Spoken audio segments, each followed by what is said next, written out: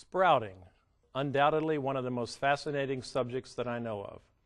We're going to try to teach you some of the things that we've learned about sprouting in the next few minutes. So please stand by.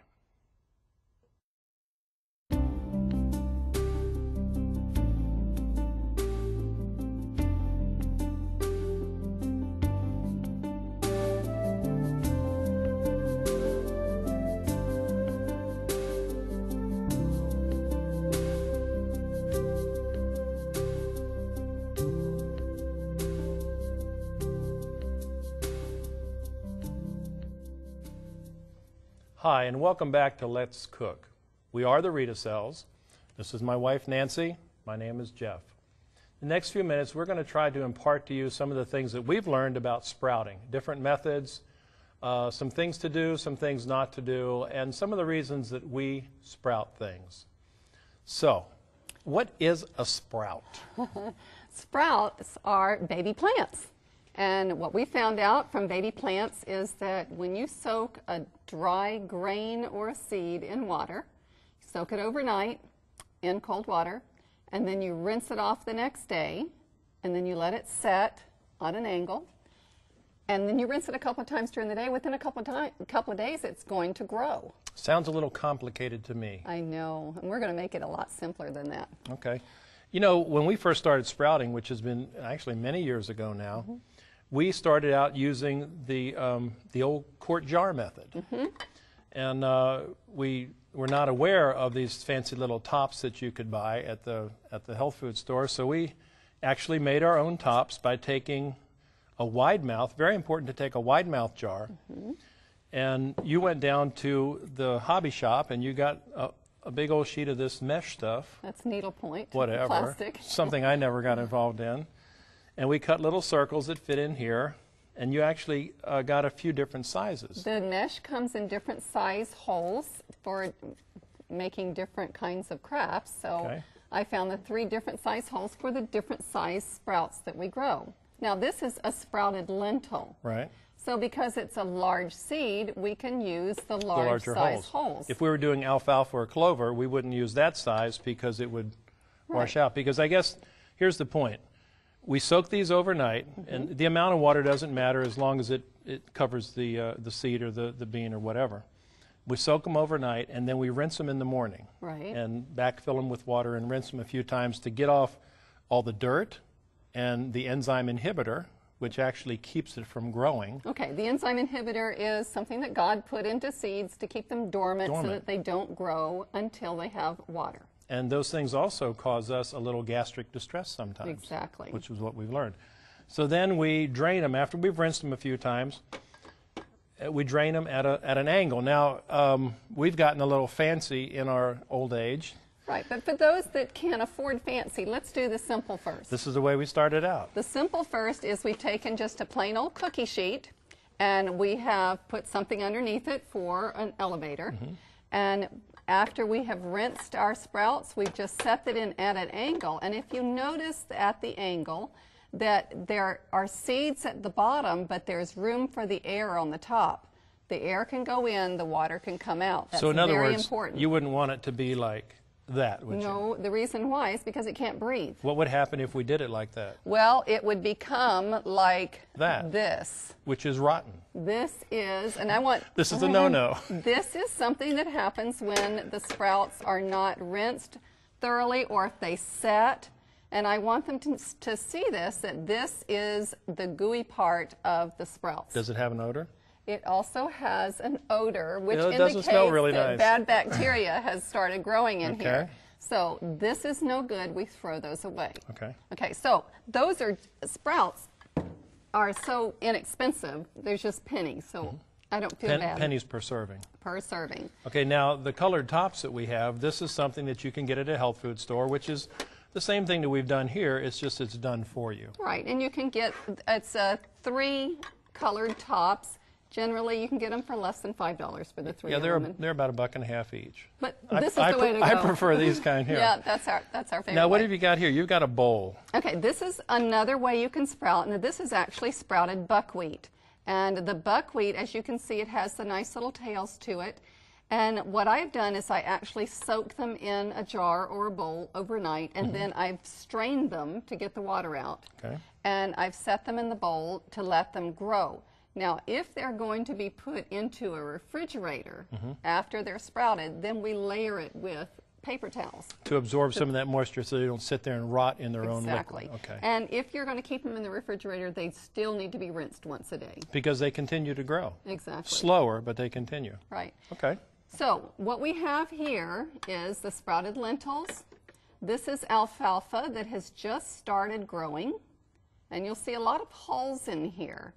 Now, some people will eat the hulls because it's full of fiber. I personally like to rinse the hulls out.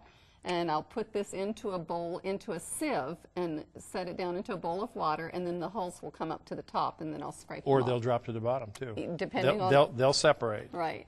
And then, okay. This is actually kamut. Kamut is a wonderful sprouted grain for making breads and crackers. It's a nice sweet grain, and I really like to use the kamut. Now, this is a royal grain that came originally from Egypt thousands of years ago and has more protein and more nutrients than standard wheat. And much easier to digest for people that can't handle wheat. That's true. Another thing we have is sprouted lentils. This is the red lentils. These are the brown lentils. And we use the sprouted lentils in salads. And that really beefs up the protein, if we can say that it beefs up the protein. Ooh, was that a pun or what? And that increases the vitamin C and the vitamin A, and lots of the vitamins are increased megadoses in sprouts. Okay, now what have you got here, this black thing? Now this is something even fancier. A friend of ours made this for us. This is actually a sprouting board. This is already elevated. And when we put our jars on it, they're already at an angle, and they can drain into the sink. This can be set right next to the sink. Okay, so it just drains over top into the sink. Or if you don't have a rim on your sink, you can set a tray underneath it. Okay, now what is the big thing there with all the mung beans coming out the top? This is one of your favorite things. I love it, because it's a no-brainer. You just put them in, put some water in, plug it in, and walk away. 3 days, 4 days later, you've got mung beans literally coming out of their roots, just like that. Look at that. Now, this is called an electric sprouter. It's something that is a gadget for my Mr. Gadget guy. I love gadgets, make my life easier.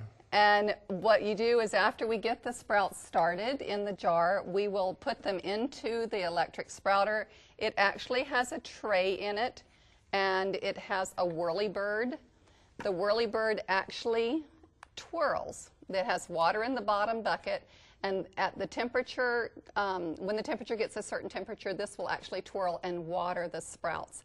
Then you just change the water once a day in the bottom bucket. That's pretty simple. It's pretty neat. And we've grown a lot of different sprouts besides mung, but I like the mung because they grow so tall and straight. Oh, this is so nice. And you do something special to the mungs in this sprouter. When you put the seeds in... Oh, that's right. I put a top on to force the mung beans down. And so this pressure, and this is kind of an object lesson in life, because when the mung bean senses that there is pressure on them, they actually grow straighter and stronger in their effort to push up. So when we encounter things in life that are pressures, stresses, maybe it's to make us grow stronger and taller. We've been told that the trials of life are God's workmen's, so that they will make us stronger for God's service. I like to look at it like that. I think there are object lessons in everything that God made, in food especially, and in nature that He made. I love it. I love to look for those little things. And this is another good example of what God said in Genesis 1:29, that He has given us the green herb of the field, and this is certainly a lot of green herbs to eat, isn't it? Let's see what we can do with some sprouts. Okay. So let's do a recipe with sprouts. Okay, the first recipe that we're going to do with our sprouting is we're going to make Rejuvelac. Now that's an interesting term. The Rejuvelac, we're using 1/2 cup of rye berry sprouts, 1/2 cup of soft wheat berry sprouts, wide mouth quart mason jar with a screen top, and distilled water. Okay. That sounds like an interesting recipe.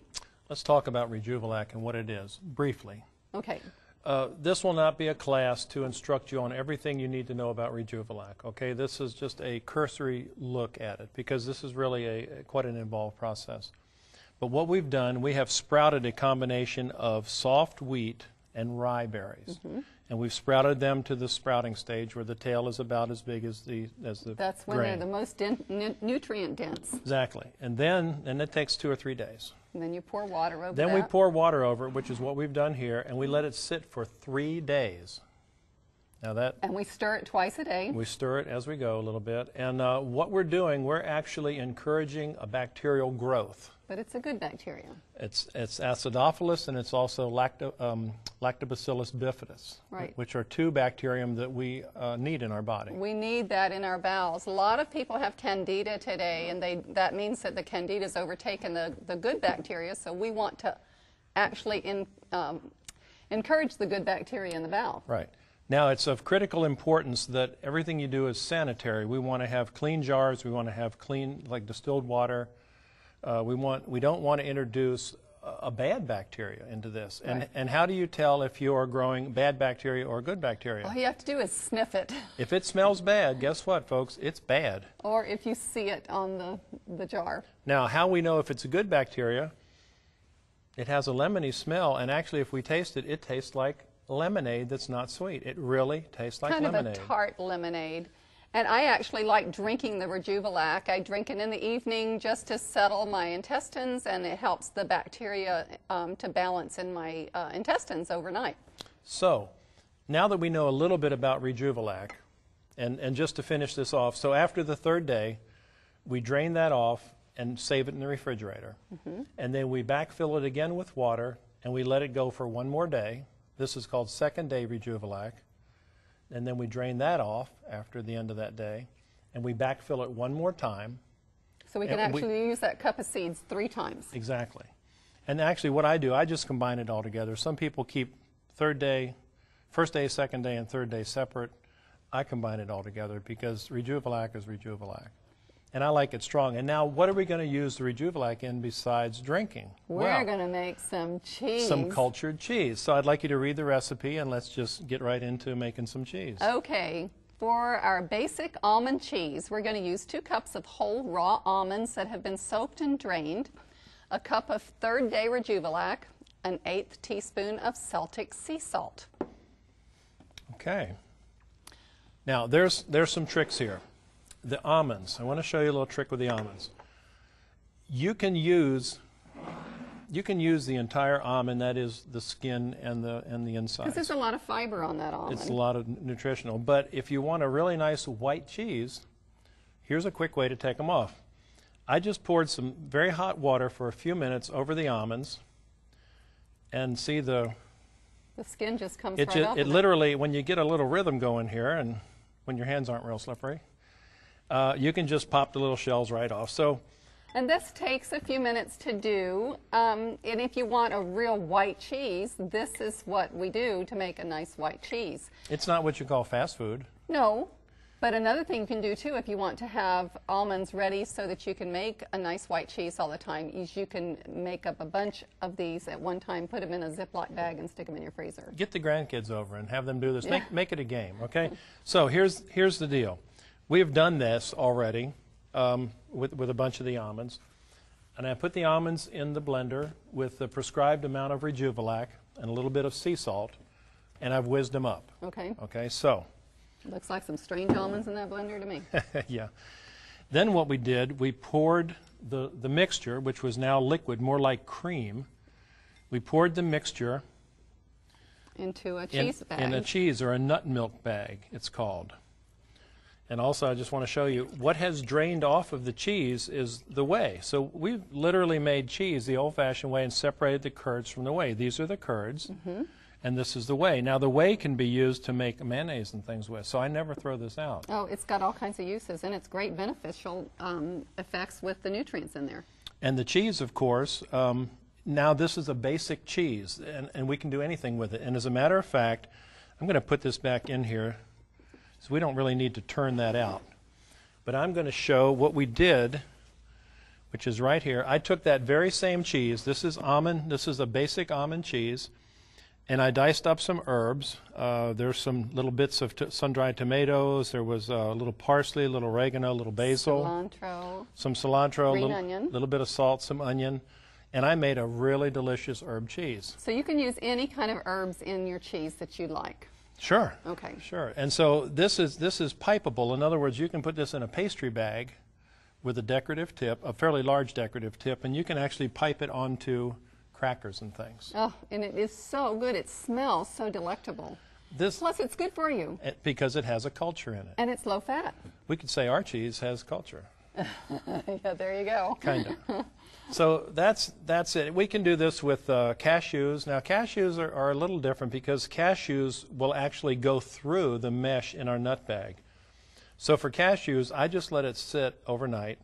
And also, it's also very important, we leave this out the first day so that it continues to bacterialize, a good bacteria. And it gets all the water out of it so that Definitely, it will definitely form settles. into a cheese. And this can be molded. Molded, that's a bad word. Okay, it's moldable. That's a bad word. Can be shaped? Oh, that's a good word. Okay. Okay. But this is a phenomenal cheese. This will really amaze your friends. And this is a cut above the standard cashew cheeses that we've made before and that a lot of people make. Right. Because it has an honest, cheesy flavor because of the bacterium. Okay. So. Well, that sounds great for the Rejuvelac. And now we've got some other things we can do with sprouts.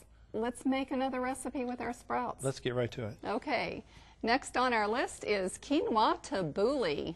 We're going to use a cup of sprouted quinoa, half a cup of half cherry tomatoes, 2 tablespoons of Bragg's liquid aminos, a 1/4 cup of fresh lemon juice, a 1/4 cup of burdock, sunflower seeds, or diced jicama, a 1/4 cup of diced cucumber, 2 green onions diced, half a cup of sliced black olives, which are optional, but they're pretty, a cup of chopped parsley, a tablespoon of minced garlic, half teaspoon of minced jalapeno, and 1 teaspoon of fresh minced ginger, and half cup of olive oil.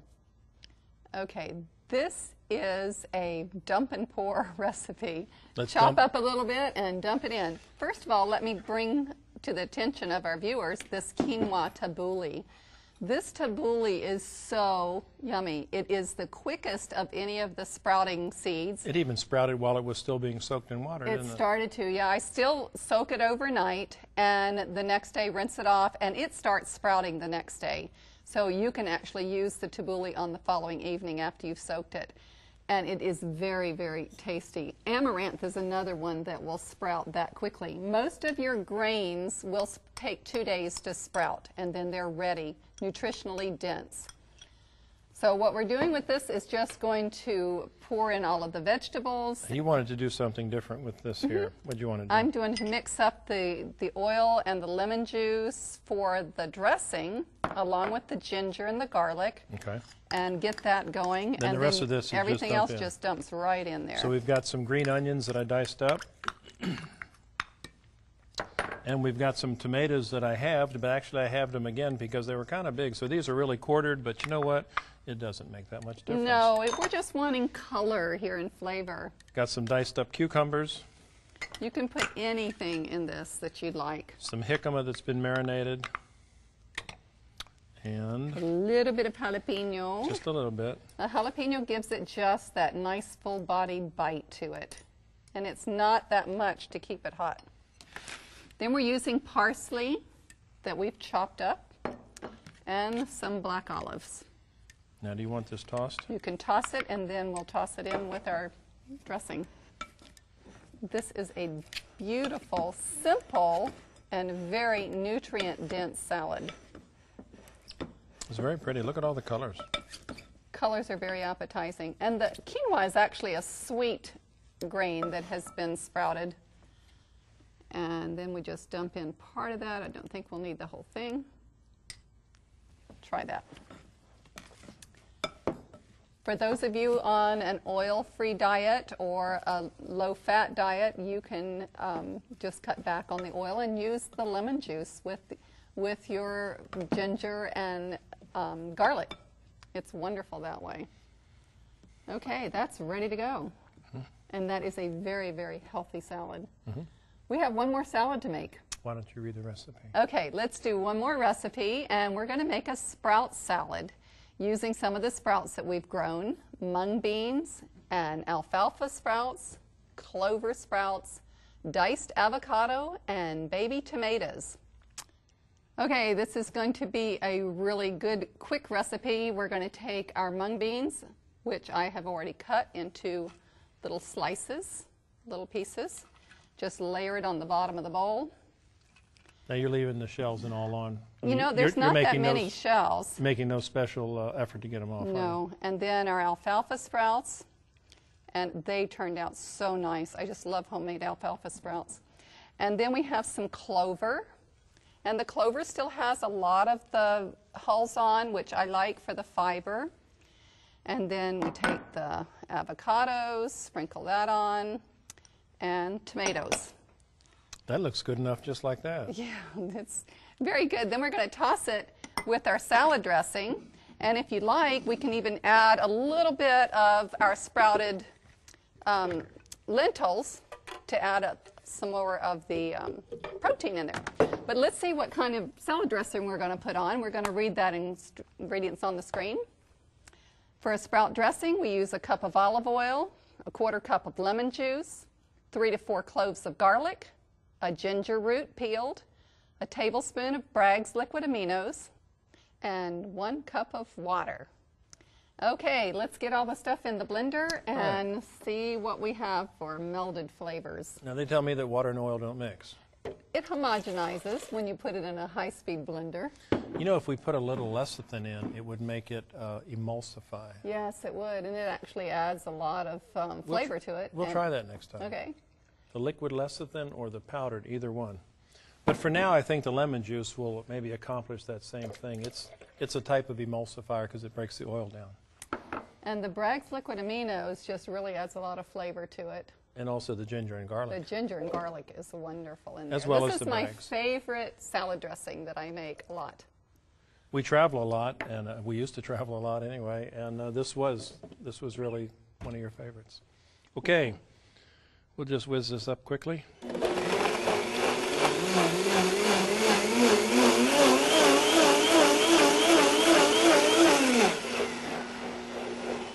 Stop.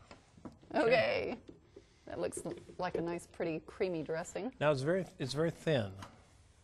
If we wanted it thicker, we would hold some of the liquid back, the water back. But the taste is really good. I'm going to pour it in here and then let you just pour as much as you because want. we're not going to be using all of that on the salad. Really? That's just a good basic dressing that you can keep in your refrigerator. That's enough for a bucket of salad. Absolutely. So we've got our beautiful salad here, and we're going to pour a little bit of the dressing over it, and then this will meld together. And notice we didn't put any onions in this salad. That's good. You don't have to have onions. You can put onions. You can put anything in here that you want. But just these nice, simple salads with the dressing, and you let it sit for a little while, it will just be flavorful. You can put whatever sprouts in you want. You have a complete meal right here. The sprouted lentils actually add a lot of protein to it and gives it a full-bodied effect. Gives you more satisfaction. Satiety comes when you have a lot of nutrients in your food. Plus a lot of chewing, and we sure have a lot of chewing there. Lots of chewing in this one. Some black olives would be really pretty in this just too. Garnished on top. So what we found out with the sprouting is that we don't have to eat as much food when we have sprouted food. When we have sprouted foods, our nutrients are dense. We get more bang for the buck, so to speak. And you can have a smaller amount of food and get greater satiety because you've got so many vitamins and minerals and enzymes that are just compacted in here. And then your cells are saying, yes, thank you for nourishing my body. So the reasons for sprouting then, just very quickly, are economy, because they're very inexpensive, and we can have greens year-round. And anybody can sprout. And we feel that there's more nutrition in them. It's a mega nutrition for such a small amount of space. They're versatile. There's almost no reason not to sprout. They're simple to sprout. Our grandchildren can sprout and do. And you can make anything with sprouts. So there's lots of reasons to do this in our mind. There is. Okay. Well, stay tuned. We're going to be right back and show you a display of all the beautiful foods that have been created out of sprouting. We hope you've enjoyed Let's Cook with Jeff and Nancy Riedesel. Now let's take a moment to review our sprouting menu recipes. For the Rejuvelac, you will need 1/2 cup of rye berry sprouts, 1/2 cup of soft wheat berry sprouts, a wide-mouth quart mason jar with a screen top, and distilled water. For the basic almond cheese, you will need 2 cups of whole raw almonds soaked and drained, 1 cup of third-day Rejuvelac, and 1/8 teaspoon of Celtic sea salt. For the quinoa tabbouleh, you will need 1 cup of sprouted quinoa, 1/2 cup of halved cherry tomatoes, 2 tablespoons of Bragg's liquid aminos, 1/4 cup of fresh lemon juice, 1/4 cup of burdock, sunflower seeds, or diced jicama, 1/4 cup of diced cucumber, 2 green onions diced, 1/2 cup of sliced black olives, which is optional, 1 cup of chopped parsley, 1 tablespoon of minced garlic, 1/2 teaspoon of minced jalapeno, 1 teaspoon of fresh minced ginger, and 1/2 cup of olive oil.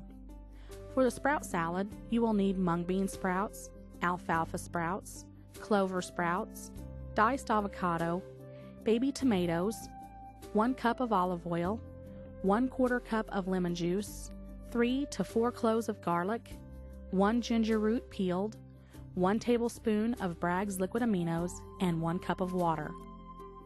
If you would like more information, or if you would like to contact Jeff and Nancy Riedesel, you may write to 3ABN, Post Office Box 220, West Frankfort, Illinois 62896, or call 1-800-752-3226.